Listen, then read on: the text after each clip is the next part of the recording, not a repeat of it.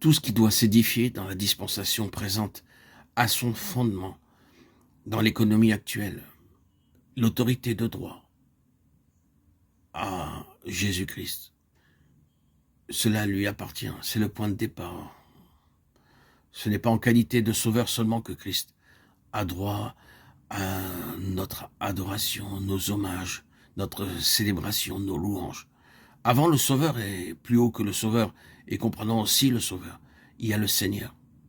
Le titre de Sauveur ne représente qu'une partie de ce que représente le titre de Seigneur. Quelle déclaration magnifique! Il est Seigneur de tous. Pour employer les termes mêmes que Pierre emploie au chapitre 2, élevé par la droite de Dieu, il a reçu du Père le Saint-Esprit qui avait été promis, élevé par la droite de Dieu. Dieu a fait Seigneur et Christ Jésus que vous avez crucifié. Il est Seigneur de tous. Souvenons-nous que cette déclaration représente en tout premier lieu de la part de Dieu un acte prémédité. La pensée de Dieu de toute éternité était d'élever son Fils Jésus-Christ à la dignité souveraine et de mettre entre ses mains les rênes de l'univers. C'est cette place-là qu'il occupe maintenant, et tout ce qui se passe dans le monde, quelles que soient les apparences, est en corrélation étroite avec cette autorité qui appartient au Seigneur Jésus de plein droit. Ce n'est pas malgré lui, ce n'est pas en dépit de sa souveraineté que les événements suivent le cours que nous les voyons suivre. Il y a au contraire une relation étroite entre l'histoire du monde et le grand fait que Jésus-Christ est le Seigneur de tous. Il est vrai qu'en interprétant les choses à la lumière de notre pauvre jugement humain, les apparences nous opposent un démenti éclatant.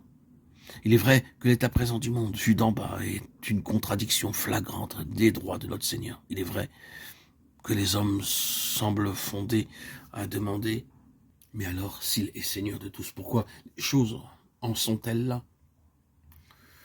Où la voyons-nous, sa souveraineté, sa seigneurie dans la situation actuelle? Le monde n'est-il pas dans un état épouvantable? C'est vrai. Passer le monde contemporain en revue et affirmer à la face de la réalité que Jésus-Christ est le Seigneur de tous, oui, il peut y avoir là une contradiction, un démenti, quelque chose de mystérieux. Mais quand on va vraiment au fond des choses, on trouve que la situation actuelle est non pas la contradiction, mais au contraire l'explication de son autorité de droit. On découvre que c'est justement parce que son autorité n'a pas été reconnue, acceptée, voulue, que le monde est dans un état pareil. Et le cours si terrible que les choses sont en train de prendre est la preuve la plus éclatante que le monde résiste à l'autorité de son Seigneur. Les hommes veulent diriger les affaires d'ici-bas à leur idée. C'est l'opposition de leur Seigneur à la direction donnée qui fait que le monde se débat dans une telle agonie.